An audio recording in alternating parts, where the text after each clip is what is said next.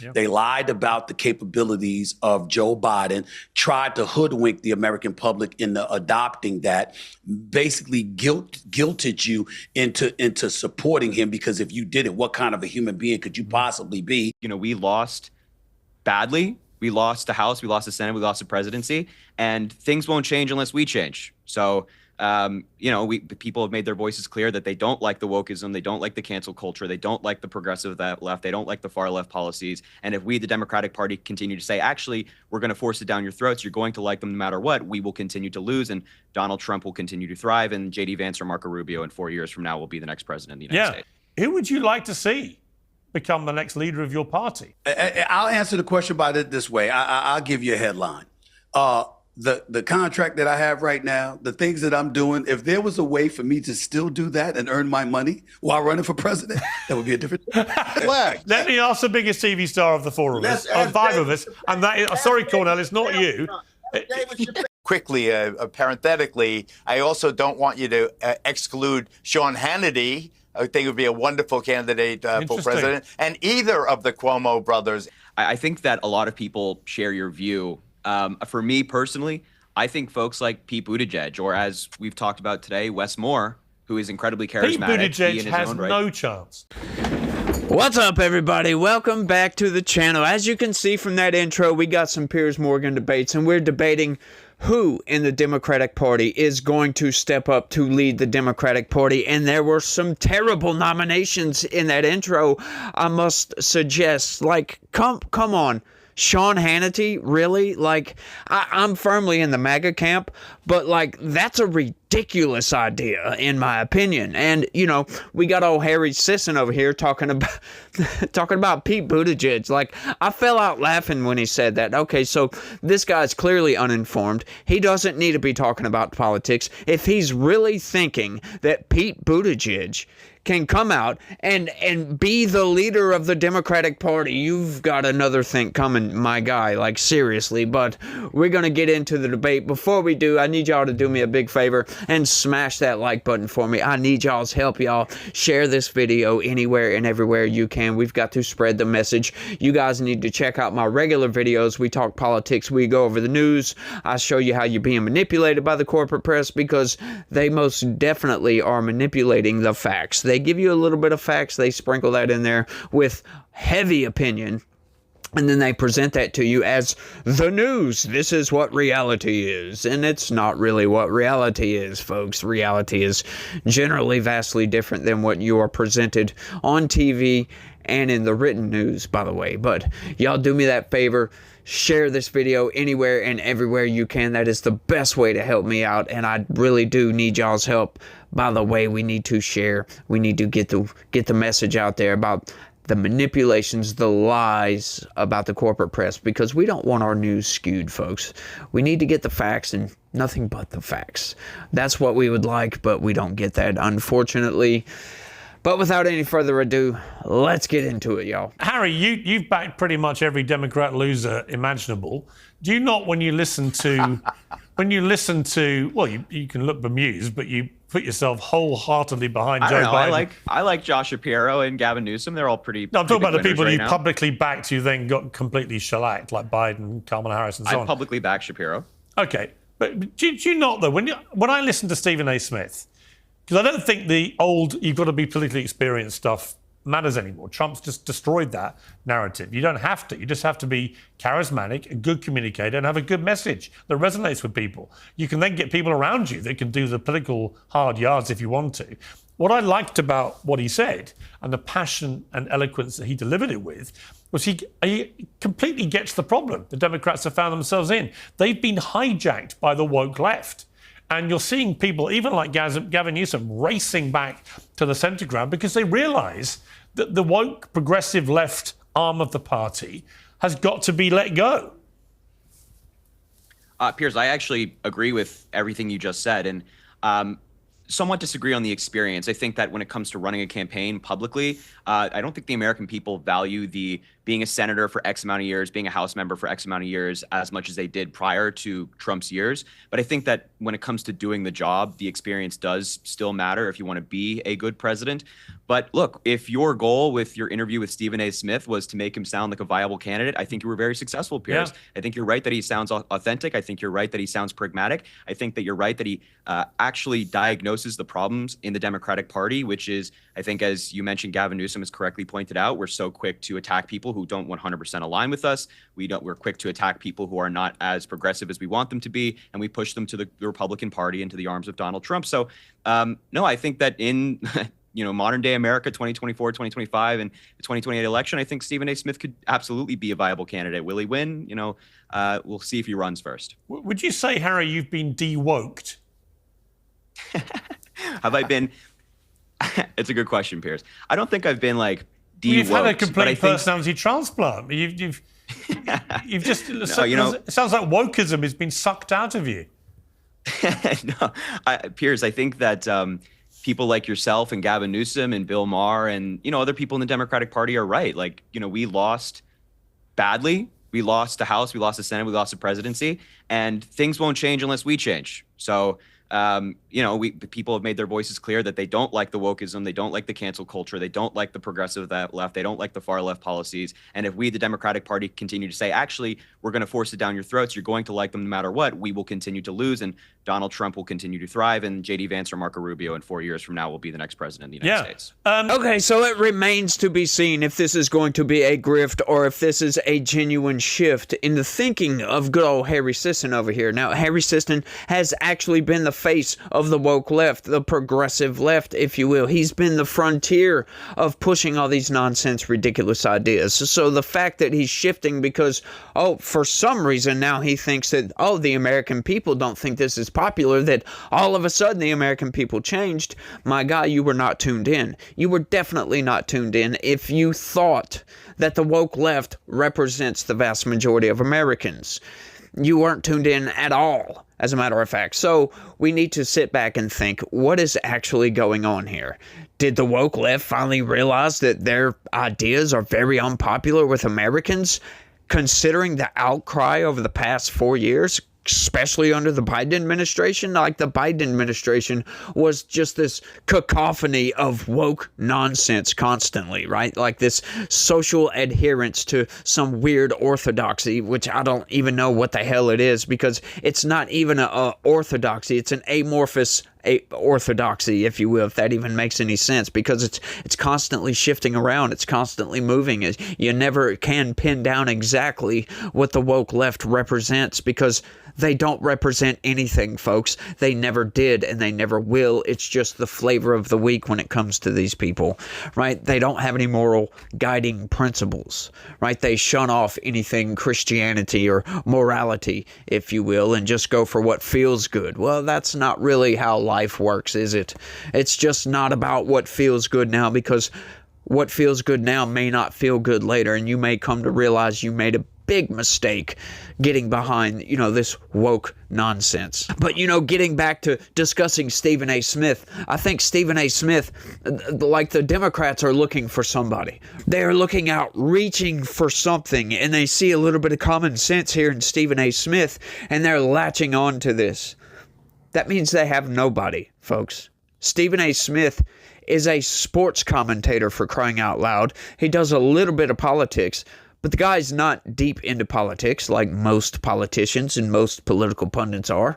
He doesn't know about that, but what he does bring is a lot of common sense. He brings that old school Democrat. He brings the Democratic Party before it turned woke, before it turned ridiculous nonsense. That's what he represents. Common sense. For the most part, right? I think Stephen A. Smith would make a much better candidate than Sean Hannity, of all people. Sean Hannity represents the establishment. He represents the neocons, to me, if you will. No, Sean Hannity does not need to run for president. Stephen A. Smith would be a definite contender, in my opinion, and he would probably get a whole hell of a lot of votes. He would probably win if he actually dove into it, went full out, full steam ahead, just said, screw it, going all in. He'd probably win, to be honest with you, because he's articulate, He's got the charisma. He's got the X factor, if you will. And he's got common sense on his side, which is something the Democratic Party is woefully lacking, y'all.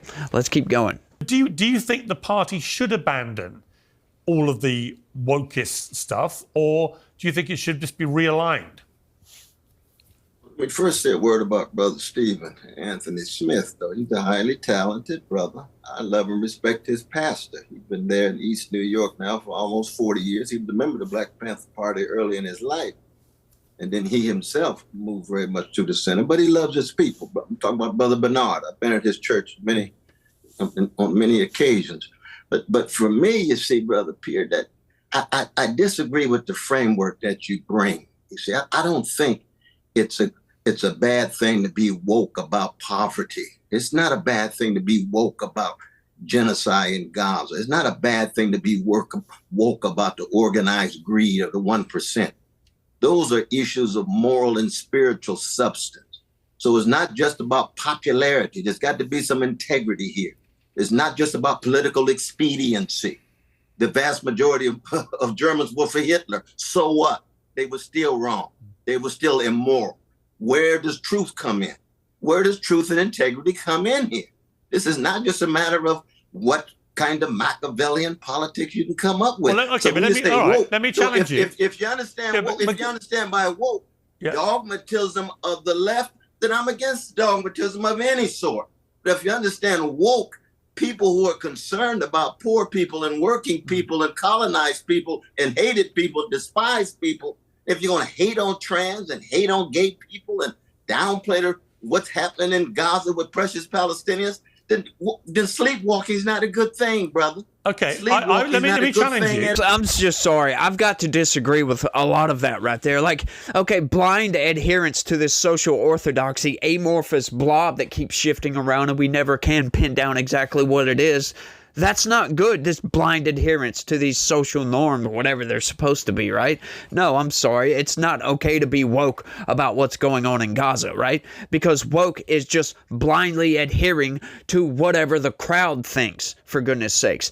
No, I'm sorry, right? We can agree that Israel has the right to exist. It has the right to defend itself. But hang on just a second. I think they may have gone a little bit too far. I think they are encroaching upon genocide. But yet I am right there with them saying, yes, they have the right to exist. Yes, they have the right to defend themselves. And yes, they need to root out Hamas and get rid of Hamas. Hamas is the problem. But we don't have to be so blinded by, Zionism and all this other nonsense that we can't see the forest for the trees, to use the old adage there, right? This is what woke does to you. You just get so far entrenched in your own BS that you can't see logic. You can't see the reality of the situation. You can't see nuance. You can't see anything outside of your blind adherence to your ridiculous, amorphous social orthodoxy nonsense. That's all it is. Let's keep going. No, let me challenge you. I made the point at the start of my last book, and I've just done a new book which is going to come out in October. I'm sorry, I haven't read it though, but I need to get to it. I've got a new book called Woke is Dead coming out, just so you know, just to prepare you. But what I would say to that is, when woke was originally devised back in the 60s, from the music world actually, mainly from the black music world in the 60s, it was supposed to be encouraging people to have more awareness of social and racial injustice. And by that criteria, I would happily say I want to be woke. What happened in the last few years is that it became an extraordinarily virulent new form, ironically, I felt, of the very thing that woke people would say they hate most, of fascism, where it became something where people on the progressive left felt they had the right to tell Americans, and around the world, but Americans, how to think, what heroes they can have, what movies they can enjoy, what humor they can laugh at, what clothes they can wear, etc., etc., etc. And it became a form of fascism.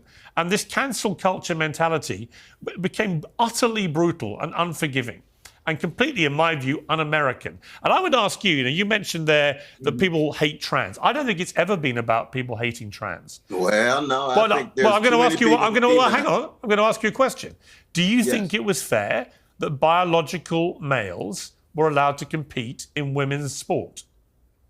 No, I was never for that. Right. Not at all. So, I've been an athlete so myself. that was a I key never- tenet of but that being doesn't mean- of the but modern that day doesn't mean- woke.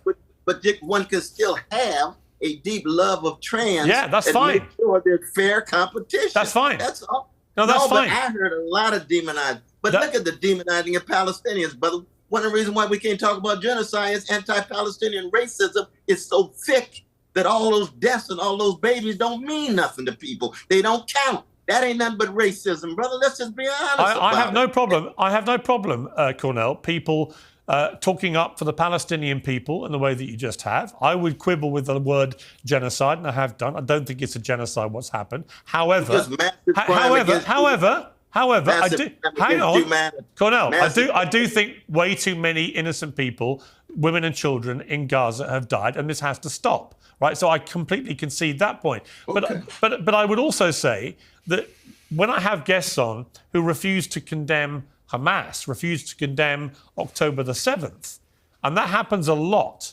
that shows me that there is another mindset there, which is, that fine, only Palestinian lives matter, and that all the lives that were taken on the other side don't matter. That's wrong too. Murder is murder and human life is human life. But for the most part, anti-Palestinian racism cuts so much deeper than staying in contact with the lies of Israelis. See, what Piers seems to be afraid to say right here, and I'm not, is that woke has become a cult. The progressive left has become a cult. The blind adherence to these social amorphous orthodoxy nonsense that if you don't agree with it, we cancel you. Adding on top of your ideologically bent BS with fascism and totalitarianism, as is the left, the woke left, you get a cult. That's what it is. If you don't agree totally and wholeheartedly with everything that they believe in, you get ostracized. A lot of people love to call MAGA a cult. What? No, I'm sorry. It may have cult-like features. Sure. We like Donald Trump. Hey, it is what it is. Everybody likes somebody. But everybody under the MAGA tent, we all disagree about a plethora of different issues, and nobody gets ostracized. I mean, a lot of our spats are public, for crying out loud, like the H-1B thing. There's several we could go over, but we disagree on several key issues. Abortion. Once again, I could name a bunch right off the top of my head. Just about every issue. You get anybody and everybody from MAGA, you get them together. I bet you none of them will agree 100% on every issue out there. That's the difference. That's not a cult, folks. That is definitely not a cult. Like I said, though, I will admit that, there is a part of MAGA that has cult-like features. But the whole of MAGA, no, it's just a political movement, if you will, getting away from the establishment. It's more populism. It's not left-wing populism, although there are some tenets of left-wing populism that, are drawn in because it's popular. Duh, for goodness sakes. Well, like me and Cenk Uygur. Cenk Uygur's one of these populist left guys, and we agree on several issues. But this woke nonsense, this ideologically driven, amorphous social orthodoxy adherence is garbage. It's ripping apart the Democratic Party. It absolutely is, because if you claim to be a Democrat and you've got this cult left over here that ostracizes other Democrats, where do they go? Well, hang on just a second. They go to MAGA, because MAGA is over here welcoming everybody with open arms. Anybody and everybody. You can come on. You like abortion? Well, come on. Let's talk about abortion. Let's work these ideas out. Oh, you like trans sports? Come on. Let me explain to you why you're wrong. That's what we do. That is not a cult, folks. But you still love it. This is a pejorative used to attack people like me, people like Steven Crowder, people like Tim Pool, Benny Johnson, Ben Shapiro. Well, Ben Shapiro is kind of an outlier, if you will, because Ben Shapiro has fallen. As a matter of fact, he has fallen off. But getting outside of that, this whole woke nonsense, Israel-Palestine has really drawn some heavy lines for that, I must say. But like me, I can get on the side of a lot of these people that are screaming about Palestine, about Israel. I'm sorry, and I agree. look, we've got some issues over here, Israel. They need to chill the hell out. But I'm not going to condemn Israel, for goodness sakes. I'm not going to get out there and advocate on behalf of Hamas just because I dislike Israel. That's insane that these people, they just blindly follow Palestinians. That's the irony of Gays for Palestine, that if they went to Palestine, we all know what would happen with that. That is the cult, folks. That is the blind adherence to this amorphous social orthodoxy nonsense. Let's keep going. I just think he's clearly flirting with this. He's getting more popular. I think people really like him. He's articulate. He's intelligent. He's strong. I see him standing up to LeBron James and stuff when they have spats and whatever. He's clearly got a fearless streak in him. Why not Stephen A. Smith? Yeah. So I want to have a clarifying conversation here, and I want to offer you a better celebrity than Stephen A. Smith. Look, I got no problems with the brother, and I'm not trying to hate, okay? But, I mean, saying the first thing he'd do is economics. What does that mean? What's the policy behind economics? He said he checked with his pastor. I think it's more likely that he checked with his publicist. But it's okay. It's okay. God bless, to each his own, okay? So I'll get to the celebrity in a second. But, guys, there's three wings of the Democratic Party. It's driving me crazy that you all are talking about it in a way that makes no sense, and you lump in people that don't belong together. I get why. But so the three wings are what you guys keep talking about, radical left, woke left, whatever you want to call it, right? But then you've got the establishment, and that's the part that you guys never talk about. So that's the Kamala Harris, Joe Biden. They're not woke. That's not their problem. Their problem is that they were elitists, served the donor class, or establishment figures. Hillary Clinton, same exact thing. Hillary wasn't woke at all. She was just establishment 101. Those are two different problems. Then there's a third wing that I'm in, which is economic populism, that Ro Khanna's in, Nina Turner's in. So Nina Turner brings in basically the black wing of the populist movement and talking about the freedom budget that the civil rights movement talked about. Why? It's an economic issue. It's about populism. It's about raising wages. So what do we focus on? How can the Democratic Party win? That's the most important thing. So higher wages, lower drug prices, lower housing prices, paid family leave, anti-war, money out of politics. These are all Democratic policies that are all intensely popular, over 2/3 for each one of those things. So, you know, we talk about, oh, Stephen A. Smith gets a lot of airtime. He does, but why? You know, you guys mentioned Wes Moore. Wes Moore's an incredibly charismatic guy. I'm not sure that's the candidate that I want, but I'd be open to it. But he just doesn't get enough airtime, right? Same thing for Ro Khanna, wonderfully articulate. Geraldo's complimented him in the past, and he's a really smart guy. But not just that. Then we've got some real populists like Richard Ojeda running in North Carolina 9. And he served 24 years in the Army, ain't nothing to do with woke. It's about delivering for the average American. But Piers, if we want to be obsessed with celebrities, why not Jon Stewart? Jon Stewart's the only celebrity who's actually gotten a bill passed when he wasn't even in Congress. It was spectacular. It was amazing. If I could take Stephen A. Smith's hype and his chutzpah and the way that he gets out there and runs to the spotlight and put it on Jon Stewart, we'd have a winning combination. But you know what I would say to that? And it's interesting. I love Jon Stewart. But I think if you walked around with Jon Stewart and Stephen A. Smith in LA or New York, you're right. Okay? The smart crowd would all rush up to Jon Stewart. You're the Messiah. If you took them both down to Florida, to Texas, to Alabama, right, to Middle America, if you took the pair of them down there, it would be the other way round. You would see the people on the streets resonating far more with Stephen A. Smith than they ever would with Jon Stewart. Jon Stewart, in a way, is a kind of elitist himself. I mean, he's brilliant, but he's part of the elite comedic establishment. He is. Come on, he's a multimillionaire comedian. But then why isn't Stephen A. Smith elitist? No, you can't have because both ways. I think the sport, you can't in a way, say that Jon Stewart's elite tell you because why, he's a in a celebrity, way, if but you, Stephen A. Smith isn't elite, even though he's a celebrity. I think that doesn't make about, any sense. Because he commentates on a sport which is about as far from elitist in terms of where most of the players come from that you could imagine. Right? Because they're mostly working class Americans. There isn't one thing Jon Stewart has done that's elitist.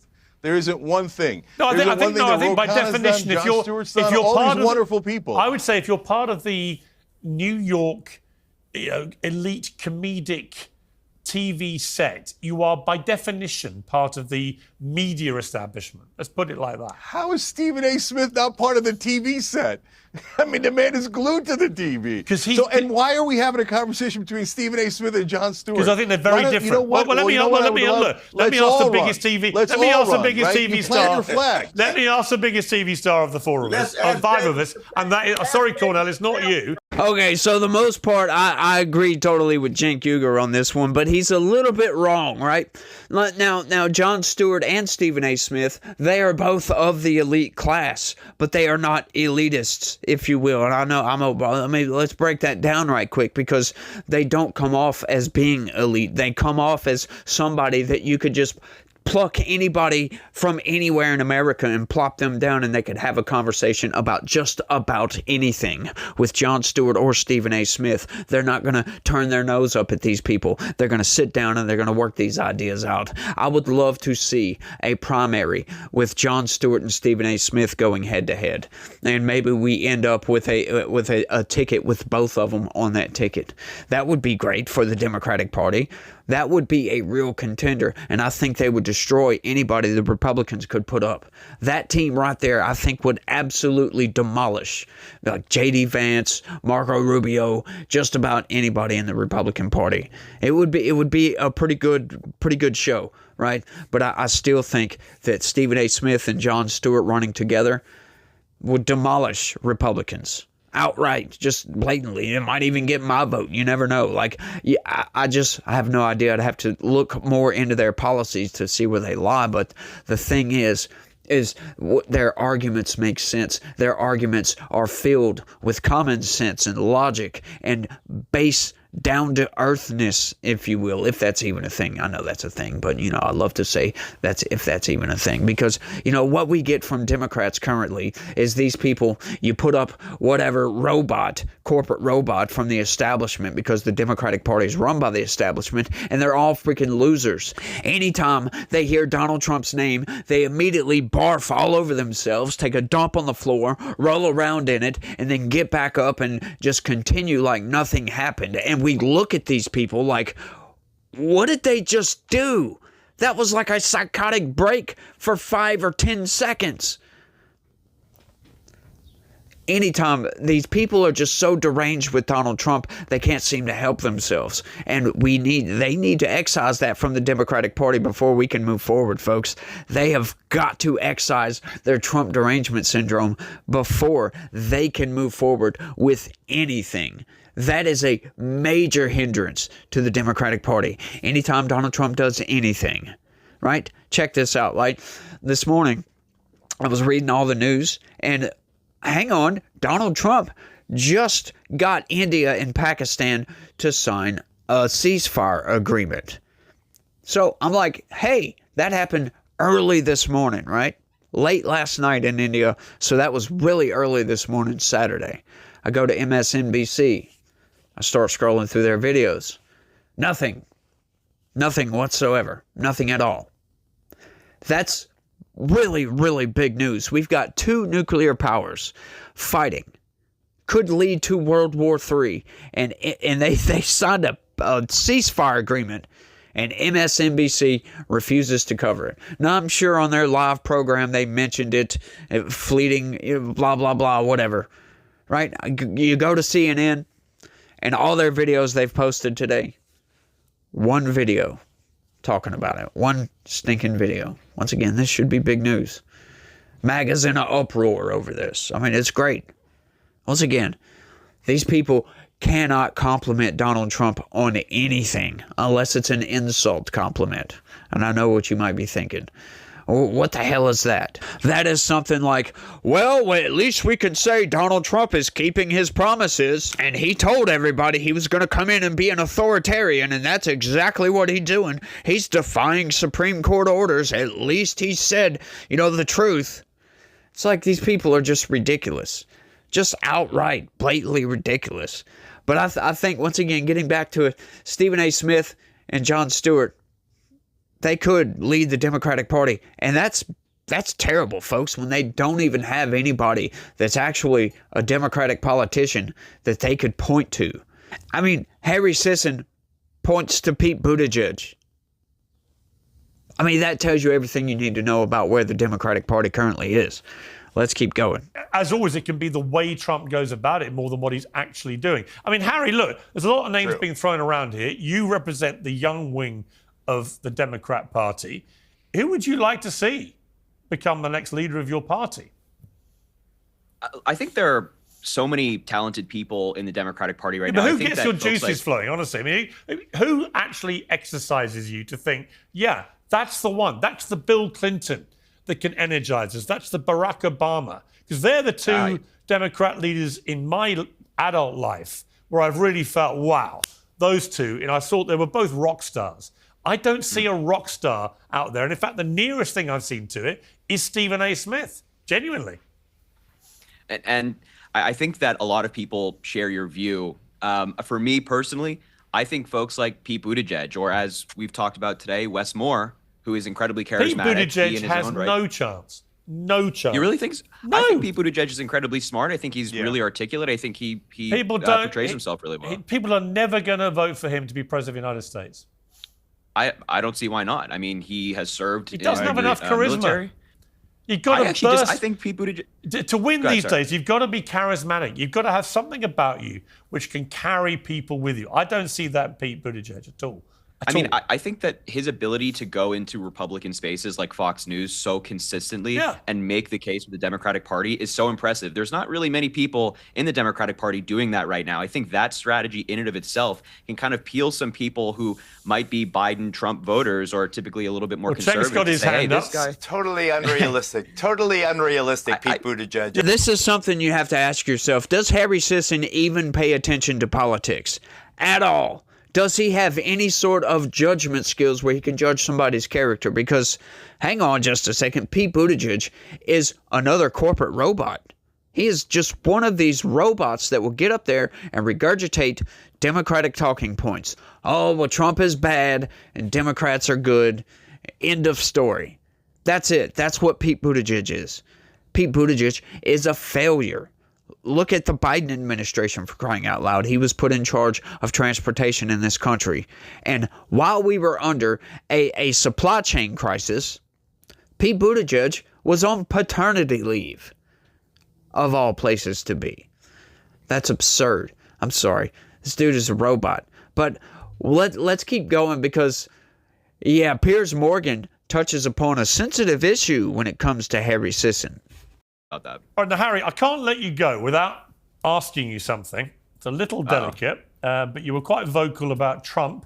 And after... No. What? I know where you're going with this. Yeah. Piers. I can't ask you a question? No, you can ask me a question. Okay, look. So, as you know, in March, there were reports that you had allegedly, use that word deliberately, lured several women on Snapchat to share explicit photographs of themselves and circulated online these reports. Is that true? I am. I'm 22 years old. I'm a young guy. I'm still in college, and I'm now in a relationship. I have a girlfriend, but prior to having a girlfriend, I was a single man, and I would live a single life. And there were people I talked to and interacted with, but I guess that's all I'll say about that. I mean, apparently some of the women said that you acted inappropriately. Would you accept that? Oh, no, I would not. So it was always appropriate. I mean, as I talked about in a video I made regarding this, it was all among adults who were consensual. I think those are two very important characteristics. And if those are present, then I think it's not inappropriate. And if it ever was a moment where they were not interested anymore, that's perfectly fine. I'm always of the view that consent is always the number one thing. How did you feel about being at the center of a scandal?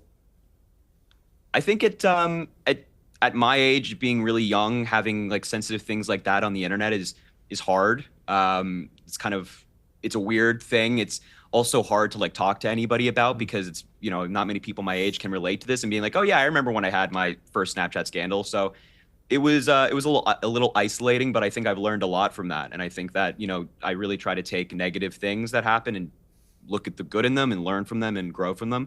And so that's what I'm doing right now. I'm learning and growing and trying to be a better man every single day. And that's where I'm at. Harry, shut up for just a second, okay? I'm sorry. I'm going to hijack this thing right here, and I'm going to come in. Look, Harry, just shut your mouth, okay? The only reason this is a scandal is because you have a little bit of popularity on TikTok. That's the only reason. My guy, you are not a conservative.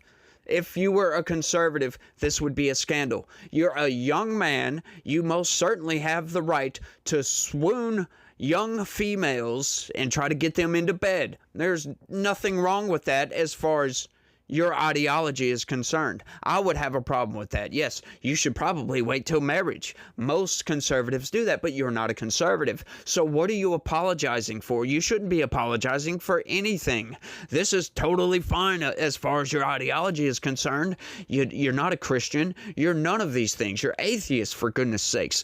So stop apologizing. Just say, hey, a player's going to play, and then, hey, tell them to shut up, get out of your face about it. There is no scandal, and go on about your business, right? Under normal circumstances, if you did not have any popularity whatsoever, this would not be a scandal. Guys do this all the time. Is it good behavior? No, I would say it's not. And, you know, maybe you should apologize if you're going to be a little biatch about it. If you're going to sit there and cry and say, oh, woe is me, blah, blah, blah, then, hey, go ahead, apologize, be a girl. Hey, that's fine with me. Do your thing. But I don't think you should be apologizing for anything. You go ahead, do what you want to do. We've got people on the right doing the same thing all the time. People are hypocrites. People aren't going to wait until they get married. Of course, they may preach that, but most people don't do that. So let's just be real about this for a second. Come on, we can all be realistic here. Men and women these days do a whole lot of fooling around when we're in our early 20s and late teens and all that nonsense. And, you know, we're supposed to have a little bit of fun. I don't encourage it, but hey, you do what you do. You get out there. If you do it, go right ahead. Fine with me. This should not be a scandal whatsoever. 20, 30 years ago, it might have been for anybody and everybody, but it shouldn't be today. It really, really shouldn't be today. And this is a problem, folks. This is a wider problem with society where we don't stick to traditional values anymore. The progressives have been pushing society so far, so fast that, you know, we have these applications where you can go on and plug in noodles content, right? I'm going to say it like that because of YouTube, but you can plug in, you know, naked photos of yourself all over the place, and nobody bats a freaking eyelid. Like 40, 50 years ago, you would have been ostracized from society for doing that. You would have been called every single name in the book for doing so. And is that a bad thing? That's something we must ask ourselves. Is that a bad thing that society would ostracize people for smut content? I think it is. I think we need to have moral guidelines. We need to have guardrails, for goodness sakes. Otherwise, you get San Francisco. You get the destruction of society. Everything starts to break down when you start to lose your morality. And we've lost a lot of morality in this country, folks. We've allowed gay marriage. We've allowed, you know, no-fault divorce. Those are really bad precedents that we've just taken and crumbled and thrown away, that have been the linchpin of holding society together. There's many more we could discuss, but those are some of the things that held our morality intact for a lot of places, right? Shame. That's another one, folks. That's something I think we need to bring back. Like a lot of these trans people, they need help. They don't need affirmation. You think affirmation might be help, but it's not. Affirmation is not helping anybody. We don't affirm a paranoid schizophrenic's delusions, do we? Why would we affirm a transgender's delusions? I don't get that, folks. I really don't. We need to bring back shame. Now, I'm not talking about shaming trans people, of course, but maybe drag queens. Maybe we should shame them for trying to read books wearing drag to children. That should be completely unacceptable in today's society. These gay parades should be completely unacceptable in today's society. It should be completely unacceptable in general. Try to go to a Muslim country and do that. You won't get very far. I can assure you of that. And I wonder why that is, because they understand we must have moral guardrails to keep society on the straight and narrow. Otherwise, they just veer off the road and crash into a tree. Literally. That's what our society is currently doing. And I'm starting to see a light at the end of the tunnel when it comes to Gen Alpha. Like my son is way better than I was. I'm not going to lie. My son has a good head on his shoulders. He may be an outlier. I'm not sure. But most of his friends, they're just the same. They're engaged with school. They don't get into this disgusting, degenerate culture, if you will, like we did when we were kids, looking through nudie magazines and all that other nonsense, and going behind a building and smoking cigarettes and being rebels just for the sake of being rebels, just because we could do that, just being all out a menace to society. That's what all of our friends did. We all got in a lot of trouble, but I see my son. He's not getting in trouble. And that's shocking to me. It really is. And I applaud him for that. And I tell him every once in a while. I don't try to tell him all the time, like, I don't put him on a pedestal, in other words, and say, oh, you're a good kid, blah, blah, blah, blah, blah. No. I make sure that he knows that he needs to stay on that straight and narrow, that he needs to keep pushing hard in school. He needs to focus on his priorities, getting his life together, and making sure he has all the tools he needs to be able to sustain himself in life. Unlike me, but I had a weird past. I was adopted, so I always felt like the outsider in my family, right? Because I was told at a young age. So I always knew that, hang on, these aren't blood-related family. And I saw that we act differently than other families, right? So I was always just an outlier, if you will. I never had that deep connection to my parents. But both of my parents died when I was young. My dad died when I was 12, and my mom died when I was in my early 20s. So I didn't have a good parental figures for a lot of my life. Like I said, my dad died when I was 12. So that put me down a path right there. Boom. And then my mom, they were much older than I was. They didn't understand society. She tried to protect me from society, which pushed me away from her and pushed me down that path. So I don't try to do that, but I'm seeing the light at the end of the tunnel. I think Gen Alpha is going to do a really, really big turnaround. We've already started to see with Gen Z. Gen Z is much more conservative than any other previous generation before them at that age. They are much more conservative. Gen Z are the group that got Donald Trump across the line. Yeah, Donald Trump won the presidency because of Gen Z. Where traditionally Gen Z are, that generation, the young generation, just starting out, just getting into voting. They vote Democrat heavily, real heavily, but we're not seeing that with Gen Z. It was pretty much split down the middle. That's fascinating, don't you think? But once again, there's been many studies, polling, blah, blah, blah, you name it. Gen Z is the most conservative group out of many past generations at their age. That's fascinating to me, but I think I've rambled on for long enough on this one, y'all. I want y'all to let me know what y'all think about all this down in the comment section. So it's always fascinating to do these Piers Morgan debates. They're not really debates, are they? They kind of are, but they're kind of a pseudo-debate, just political discussion panel, if you will. But they're fascinating. I love doing them. Y'all let me know what y'all think about all these topics, and y'all try to have a good day. Stay legitical. Peace.